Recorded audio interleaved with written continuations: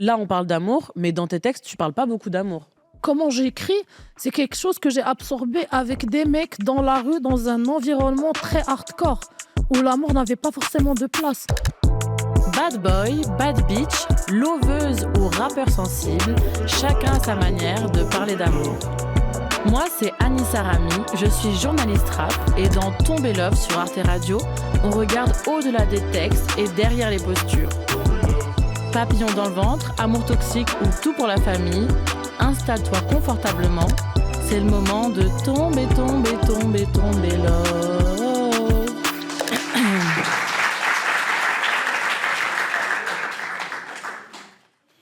Bonjour tout le monde, merci d'être là. Tu peux t'installer, Rtek. Bienvenue sur Tomber Love, un podcast produit par Arte Radio. Aujourd'hui, c'est un épisode très spécial. On est au Maroc, à Casablanca, donc je suis encore plus honorée, comme je suis d'origine marocaine. On est dans le cadre du festival Amouage, organisé par l'Institut français au Maroc. Donc merci beaucoup pour l'invitation. Et merci aussi à l'usine qui nous accueille aujourd'hui, un lieu culturel de Casablanca. Et merci à Podcasty qui enregistre ce podcast. Et évidemment, Artek, merci d'être avec nous. Merci à toi, Anissa. Je suis hyper honorée d'être avec toi. Et bienvenue au Maroc. C'est chez toi. Merci. Donc, je vais déjà te présenter. On reçoit une artiste qui a bouleversé la scène rap marocaine, qui s'exprime en musique et dans la vie comme elle est, sans concession, honnête, libre. Rappeuse amazigh engagée, féministe assumée, elle est révélée en 2020 avec le morceau Kick Off. Et la même année, elle figure parmi les 100 femmes les plus influentes de la BBC en 2020. Puis elle enchaîne les freestyles, les ego trips percutants et les collaborations avec des poids lourds de la scène marocaine comme El Grande Toto, Don Big ou Stormy, et tout ça en Derija. Ouda de son vrai nom, Rtek, merci d'être avec nous aujourd'hui. Donc sur Tomber Love, on parle d'amour romantique, d'amour familial, amour fraternel, amour amical, mais il y a plein de manières en arabe de le dire. Oui, au fait, même le mot le plus récurrent qui est Kenbrik ne veut pas dire que je t'aime. Littéralement, ça veut dire je te veux.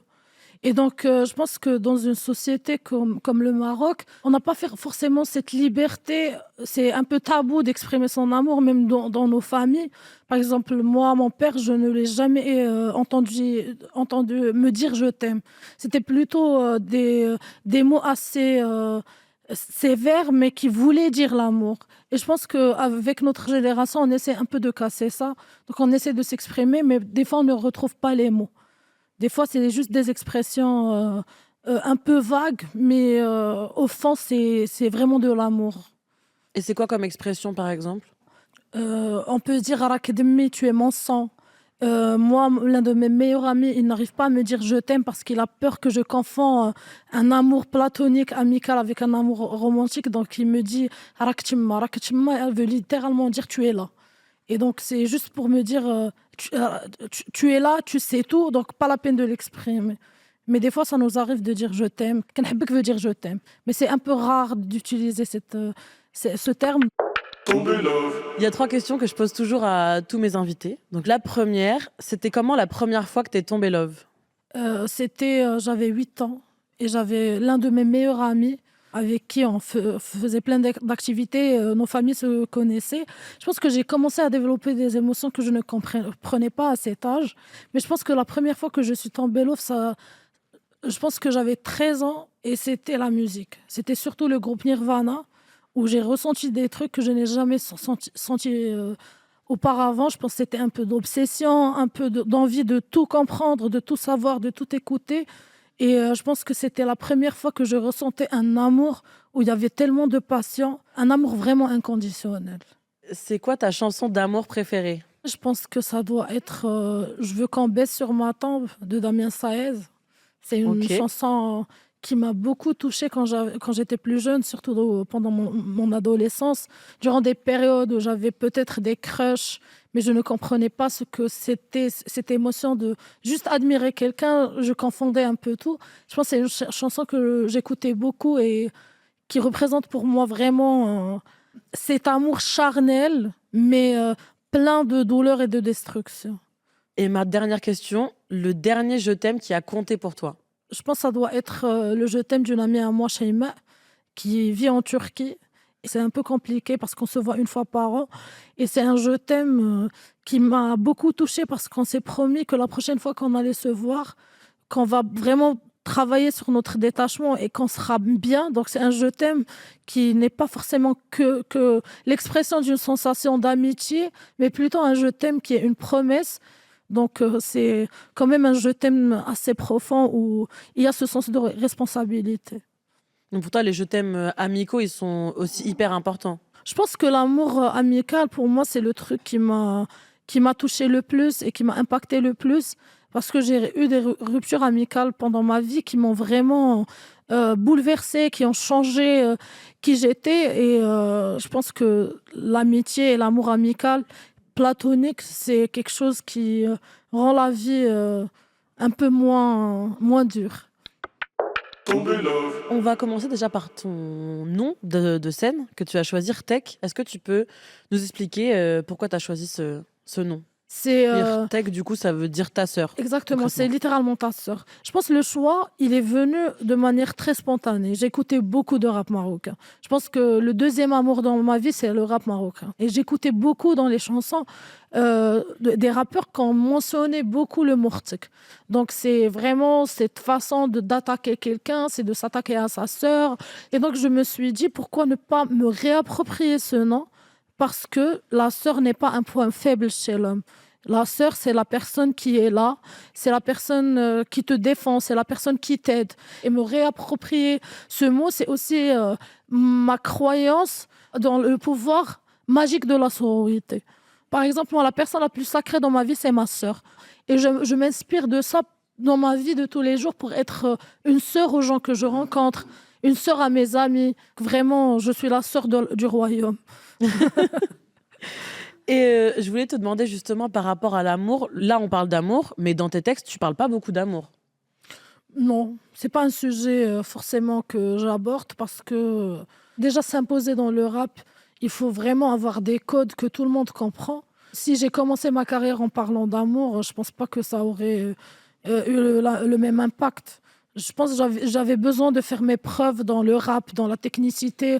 Comment j'écris, c'est quelque chose que j'ai absorbé avec des mecs dans la rue, dans un environnement très hardcore, où l'amour n'avait pas forcément de place. J'ai parlé un peu d'amour, mais c'était de manière assez, pas péjorative, mais assez négative. Par exemple, je dis Dima solo, mais n'dis copain. Dans mon premier texte, c'était que je suis toujours seule, je n'ai pas de Dans Kick-Off, ouais, donc kick-off. Je n'ai pas de copain parce que je suis on dit carapace, je ne sais pas comment le traduire, mais carapace, c'est quelqu'un qui est vraiment vénère. Je pense que avec le temps, j'ai commencé un peu à être en symbiose avec ce côté qui aime l'amour et qui se nourrit d'amour. Par exemple, sur Kia, j'ai un peu parlé de manière funny de mon bébé que j'ai envie qu'il vienne en Lacoste, mais pas en costard. Je suis de plus en plus à l'aise à parler de ça, à chanter l'amour, à exprimer l'amour. pour qu'on rentre un peu dans ton univers, pour les personnes qui ne te connaissent pas, tu pourrais me rapper quelques phases du titre Ftila. كنبغيو نزيدو كيجرونا نوحلو معاهم والزحام يدينا على ودنينا باش ما نسمعوش داك الكلام وحلا بين عيب وحرام في قلبي العافيه في يدي لام واش نسمع الماي ديمن تلفت للشمال ولا اليمين في هاد الدنيا عشرت ريما ربي معايا بالايمان وتالك حالت كاينه فتيله كون غا فتيله وسط الظلام خو. Voilà, c'est l'intro de la chanson. Pour les gens qui ne comprennent pas forcément le dérija, le ftila, c'est la mèche. Et donc, c'est une chanson qui parle qu'on est une mèche qu'on doit allumer. Ça parle aussi du fait que dans cette société, on nous met dans des cases. On veut qu'on soit des Barbies, donc vraiment une production à la chaîne. Mais c'est une invitation aussi à s'échapper. Je parle aussi de mes démons et de toutes les choses qui font de moi qui je suis. Donc c'est ce courage de casser les normes et de provoquer et de sortir de cette norme sociétale auquel je n'appartiens pas finalement. Je voulais te demander justement, on a parlé du morceau Kick-Off, il y a des paroles féministes et assez importantes et percutantes, je trouve, dans ce morceau. Est-ce que tu peux nous dire quelques paroles? الدروغة الحماق والحب حتى حاجة ما صدقات puisque ça طاف بلا الدز. Ah voilà, on t'aide, le public Ouais, il t'aide. m'aide. Au fait, je dis, Genre, j'ai vécu l'amour, ça n'a pas marché. J'ai vécu la drogue, ça n'a pas marché. J'ai vécu la folie, ça n'a pas marché. Mais finalement, c'est parce que je suis une femme dans un pays de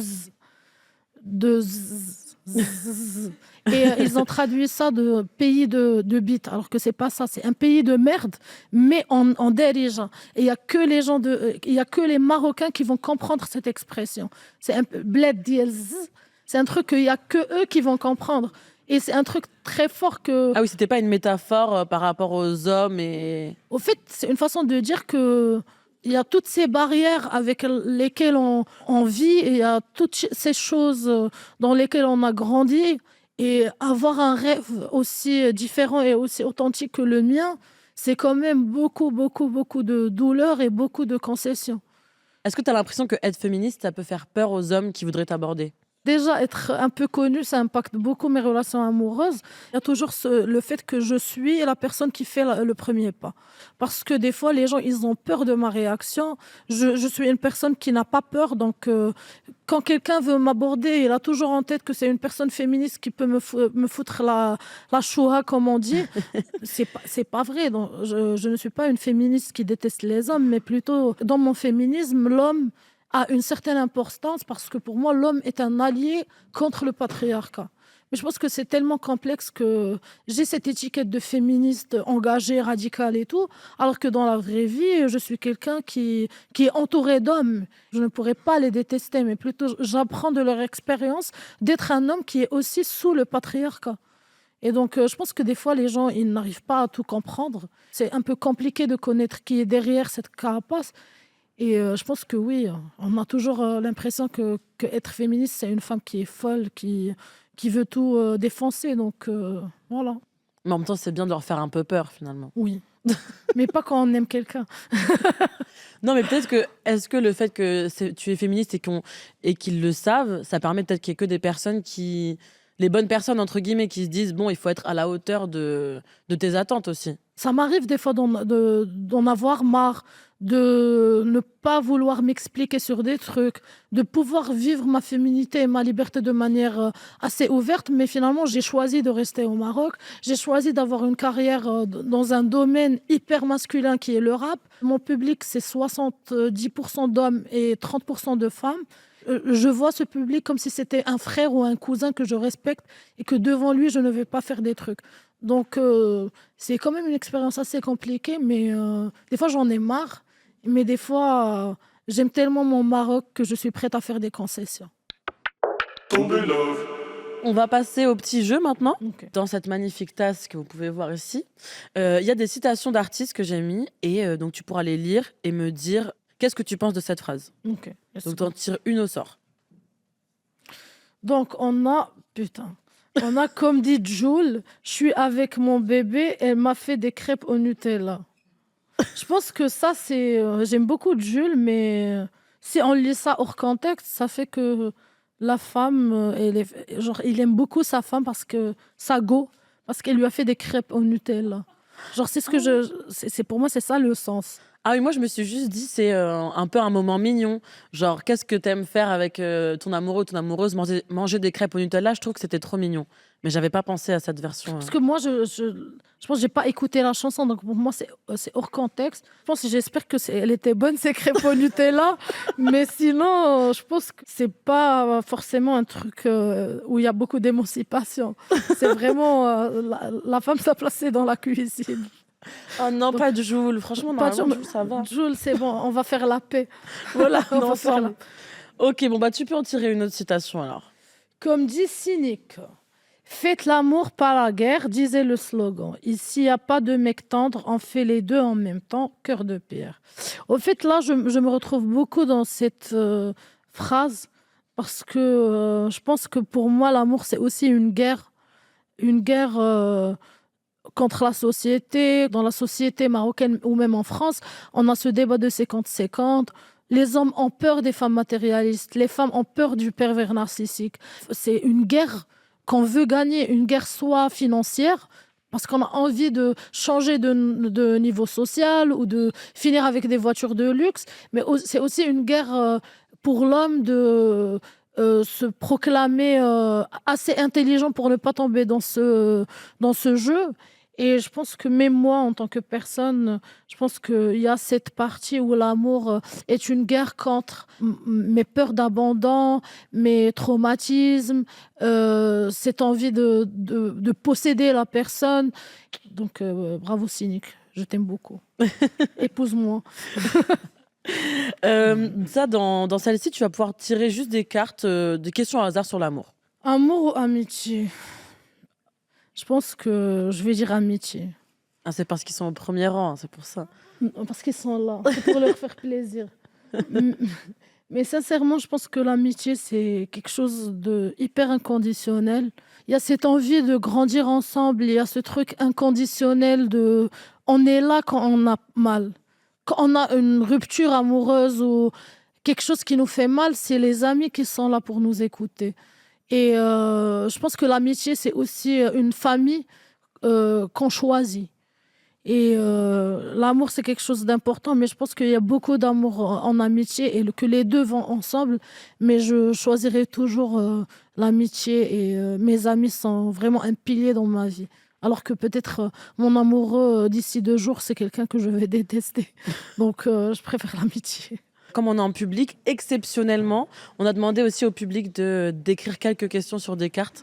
Donc on va tirer au sort. Donc la question c'est شنو هو الحب بالنسبة لك? C'est quoi l'amour pour toi? Je me retrouve beaucoup dans les théories ou comment Bell Hooks voit l'amour. Pour les personnes qui ne connaissent pas, c'est une poétesse féministe, écrivaine noire américaine. Et elle dit que l'amour c'est un choix conscient. Dans plusieurs facettes, dans un amour amical, dans l'amour de soi, et qu'on choisit d'aimer. Ce n'est pas quelque chose dans lequel on tombe. À chaque fois, on prend conscience que c'est un choix qu'on a fait, on le voit en tant que responsabilité. Mais cette conscience, elle réside dans le fait d'avoir une certaine éthique, certaines valeurs, d'avoir ce lien de confiance et de respect, et qu'on essaye d'être en harmonie avec nos valeurs. Parce que des fois, dans l'amour, on se retrouve à faire des choses qui ne nous représentent pas. Parce qu'on a beaucoup d'attentes. Des fois, on a cette envie de vengeance. Mais quand on voit que c'est vraiment un choix, si même on a envie de quitter cette dynamique, on le fait de manière assez consciente et respectueuse. Et je pense que l'amour, c'est aussi avoir beaucoup d'empathie envers l'autre et de comprendre que même l'autre, s'il nous fait du mal, il a ses raisons. Dans la société marocaine ou dans la société patriarcale, en gros, l'homme ne peut pas s'exprimer, ne peut pas pleurer. Il vit une certaine violence patriarcale, peut-être des fois raciste. Et je pense que c'est une violence qu'il vit et qu'il reproduit dans ses liens avec la femme. En étant borderline, comment tu gères tes ruptures? Très très bonne question. Pour les gens qui ne connaissent pas le trouble borderline, c'est un trouble de personnalité psychique. Donc on ne peut pas avoir un traitement pour guérir le trouble borderline. On peut essayer de travailler sur les symptômes du trouble borderline. Et c'est le fait de voir du noir et du blanc, donc pas de gris. Pas de nuance. Pas de nuance. C'est un amour qui est très troublé. Parce que pour nous, c'est obsessionnel, c'est hyper attaché. Donc, quand des fois, on passe d'idéaliser la personne, de la mettre sur un piédestal, de voir que cette personne, c'est la source du bonheur. Mais une fois, on sent que cette personne va nous quitter, cette personne ne nous aime plus de la manière qu'on veut, on peut se transformer à quelqu'un qui déteste la personne profondément. Donc, pour gérer les ruptures, je pense que le fait d'être en thérapie, le fait d'être quelqu'un qui essaie d'aller mieux, ça rend la chose un peu plus facile. Le fait d'avoir des amis à qui je fais confiance. Donc, c'est quand même un exercice assez difficile. Et des fois, les personnes borderline essayent complètement d'éviter l'amour parce que c'est très intense. Mais je pense qu'en étant borderline et bipolaire, je vais me battre pour un jour pouvoir aimer de manière saine et détachée. Voilà. Comment ça se manifeste dans tes relations? Est-ce que ça a pu être aussi un obstacle difficile à vivre pour la personne en face et pour toi? Je pense que ça va mieux. Ça fait 10 ans que je suis en thérapie, ça fait 10 ans que je sais que je suis diagnostiquée borderline et bipolaire, mais je pense que je ne pourrai jamais être avec quelqu'un qui ne croit pas à la santé mentale. Aussi, le statut de féministe fait que j'ai beaucoup de critères mais aussi des critères par rapport à ce trouble. Je sais que c'est très difficile d'être avec une personne borderline. Ça peut être un enfer. C'est très compliqué pour l'autre personne de se dire qu'on est avec une personne qui ressent tout avec une intensité très douloureuse. Des fois, j'évite d'être avec des personnes parce qu'elles n'arriveront pas à gérer mes troubles. Elles n'arriveront pas à assumer avec moi quelque chose. Et ce n'est pas leur responsabilité. Être avec quelqu'un ne veut pas dire qu'il doit subir mon trouble. C'est finalement une responsabilité pour moi d'aller mieux. Donc, ce n'est pas la priorité d'être aimé ou d'être dans une relation amoureuse, mais plutôt de m'aimer. Pour moi, l'amour, maintenant, c'est vraiment un amour de soi. Et c'est la chose la plus prioritaire pour moi quand on parle d'amour. Et si tu devais écrire un morceau sur l'amour aujourd'hui, t'écrirais sur quel sujet? Bon, ça me rappelle un peu la chanson de Alice in Chains, Love, Hate, Love. Et je pense que ça va être ça. C'est de parler de l'amour de soi et comment l'amour de l'autre peut détruire cet amour de soi. Parce que pour moi, la douleur et la destruction, c'est un sujet qui est récurrent dans ma vie. Je suis faite de douleur et de destruction et de reconstruction. Donc, je pense que ça va pas être les étoiles et tu vois, tout ce qui est waouh, tout ce qui est rose, mais plutôt cet amour pur, douloureux, qui nous transforme et qui nous détruit pour redevenir une nouvelle version de nous-mêmes. On attend le morceau. On attend. Inch'Allah, mais entre-temps, Inch'Allah. écoutez Love, Hate, Love. Toi, tu viens de Khmisset, une petite ville au Maroc. Est-ce qu'il y a une différence aussi amoureusement quand tu viens d'une petite ville et quand tu viens d'une grande ville? Je pense que dans une petite ville, avec les gens, par exemple avec ma sœur, on sait qu'il y avait des histoires d'amour que toute la ville connaissait. Il y avait des jeunes qui sortaient ensemble, mais on savait qu'ils sortaient ensemble. Et donc, tu ne peux pas échapper au regard de l'autre, tu ne peux pas échapper aux parents parce que c'est une petite ville, tout le monde connaît tout le monde, donc on ne peut même pas s'éloigner de son quartier pour vivre une histoire d'amour. Alors que dans une grande ville, je pense que les jeunes, les adolescents ont cette capacité de un peu s'échapper de chez eux pour aller vivre une histoire, mais parce qu'il y a plein de quartiers, ils peuvent s'éloigner, ils peuvent aller se poser à côté de la mer. Mais je pense que dans une petite ville comme Khmissat, c'est quand même... en fait, on avait plein d'histoires de filles qui se sont faites cramer par leurs parents et la réaction était violente. Il y avait aussi les coins où les gens se posaient. Ils partaient dans des coins où il y avait des villas. Ils se posaient devant les portes. Il y avait les gens qui les chassaient. Donc, il n'y a pas le McDo pour aller faire un date. Il n'y a pas la plage. Donc, on essaye d'expérimenter avec cet amour qui est forbidden finalement. J'ai l'impression qu'il y a un peu... tout le monde sait, mais on peut pas le dire. Exactement. Il y a aussi, on parlait de la différence entre la campagne et la ville, et je pense que parfois ça peut être vu, perçu par certaines femmes de se dire je pars à la ville pour un peu me libérer peut-être du poids de la famille, mais ça peut aussi être difficile parce que c'est aussi un éloignement, ta famille qui peut être aussi ta base. Est-ce que toi, il y a des moments où maintenant que tu vis à Casablanca, tu t'es posé ces questions-là de comment faire entre mon envie de liberté et en même temps rester avec les traditions avec lesquelles tu as grandi et une culture aussi qui peut être opposée parfois sur ces questions-là? Je pense que moi, le fait de se libérer, c'est quelque chose qui a commencé à Khmissat. Cette émancipation a commencé dans ma ville natale. C'était en 2011, c'était le printemps arabe. Donc c'était le début d'une mouvance nationale qui était le 20 février. Et pendant ce temps-là, je commençais à avoir des discussions avec des personnes qui vivaient dans d'autres villes. On parlait de philosophie, on parlait d'amour, on parlait de liberté individuelle. Après, quand je suis partie à Rabat pour faire mes études, j'avais cette liberté. Cette liberté, la priorité n'était pas forcément l'amour, mais c'était plutôt me libérer en tant que personne, avoir de nouvelles expériences, faire des voyages, aller dans des concerts.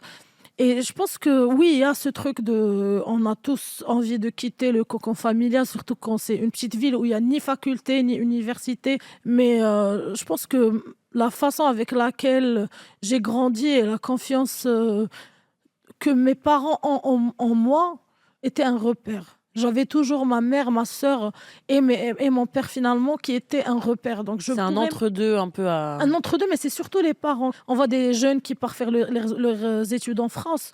Genre, tu n'as aucun contrôle sur ton enfant. Le seul repère et la seule chose qui pourrait créer un équilibre entre se libérer, mais rester connecté à son cocon familial, aux coutumes, c'est la confiance et c'est la communication. Et justement sur la question du contrôle des relations amoureuses, je voulais aussi qu'on aborde, l'article 490, du code pénal marocain. Sont punis de l'emprisonnement d'1 mois à 1 an toute personne de sexe différent qui n'étant pas unie par les liens du mariage ou entre elles des relations sexuelles. Et je voulais un peu te demander cette question-là sur est-ce que c'est une loi un peu qui est toujours là, mais finalement, personne n'y fait attention et ça a pas d'impact sur, les vies des Marocains, Marocaines? Ou est-ce que c'est quand même une loi qui fait peur, on y pense, Je pense que cette loi déjà ne doit pas exister. Bien sûr. Et le fait qu'elle existe ne veut pas dire que les Marocains n'ont pas de relations consensuelles hors mariage. On sait qu'il y a des couples qui vivent ensemble, on sait qu'il y a des personnes qui sont en concubinage. C'est une réalité. Quand on est Marocain, on sait qu'il y a des choses qui sont interdites, mais qu'on fait quand même. L'alcool est interdit, mais les gens y boivent.